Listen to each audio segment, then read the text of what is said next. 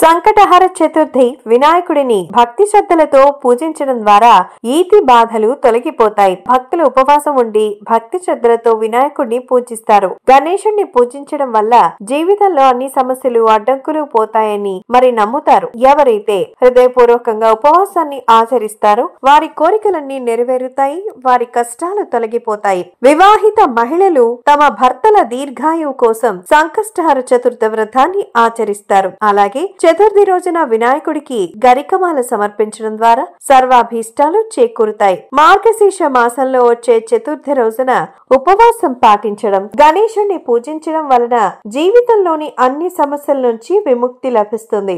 ఉద్యోగ వ్యాపార సమస్యలతో బాధపడేవారు ఎంత కష్టపడి పనిచేసినా ఆశించిన ఫలితాలు పొందని వారు, నిరుద్యోగులు చతుర్థి రోజున గణపతి పూజలో దర్భగడ్డిని తీసుకుని పసుపులో ముంచి గణేశునికి సమర్పించి ఓం గం గణపతియే నమః అనే మంత్రాన్ని జపించాలి. విద్యార్థులు మంచి చదువు, జ్ఞానం కోసం గణపతిని జమ్మి ఆకులతో పూజించాలి. అంతేకాదు జమ్మి ఆకులను గణపతికి సమర్పించే సమయంలో ఓం గణేశాయ నమః అనే మంత్రాన్ని జపించాలి. గణేశుడిని పూజించే వ్యక్తులకు ఆయనకు లడ్డూలు, పండ్లు, కొబ్బరికాయలు నైవేద్యంగా సమర్పిస్తారు. మోదకాలను ఆయనకు చతుర్థి రోజున సమర్పిస్తే కోరిన కోరికలు నెరవేరుతాయి.